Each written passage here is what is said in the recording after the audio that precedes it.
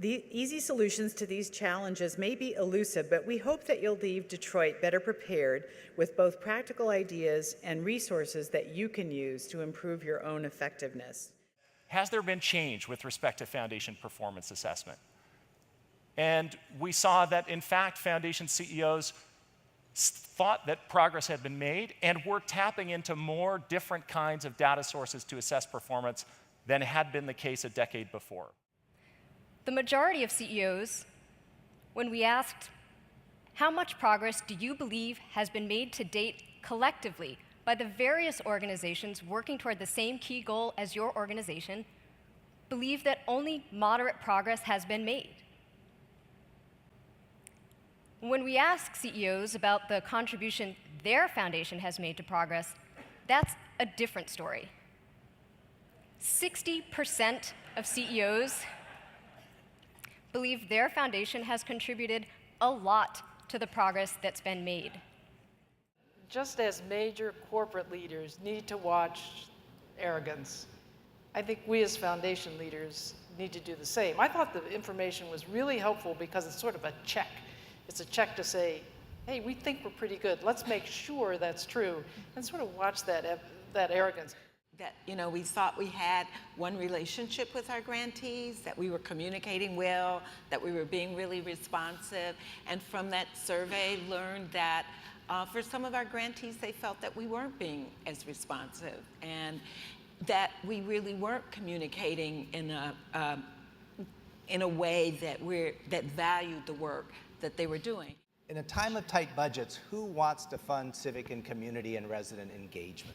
To keep the community voice there. As everybody said, without it, we can't get very far, but it's not a direct service. It's an engagement strategy. Sometimes philanthropy sort of communicates to itself, and whether it's our annual reports or just sort of the sense that we just want to sort of reaffirm that we're doing good, and the CEOs want to indicate how effectively they're behaving.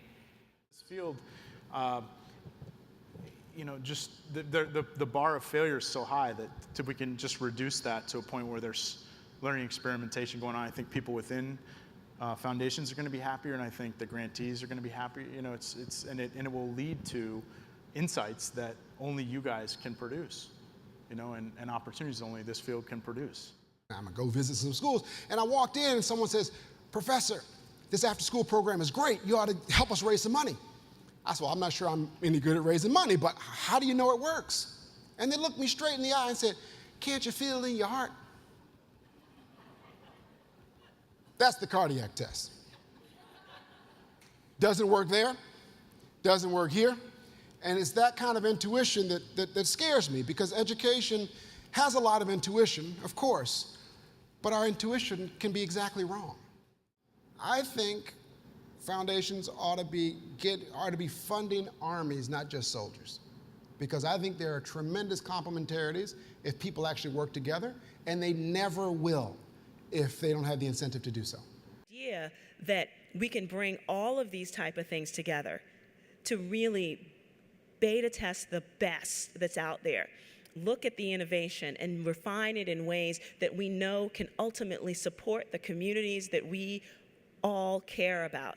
That's the important part of what we can do. Instill a case where you're going to have a rigorous management process and a culture that deals with continuous improvement, and know that it takes a lot of time to build this kind of greatness in organizations, and fund it and support it and nurture it over time. And I do think that's how one builds great organizations today.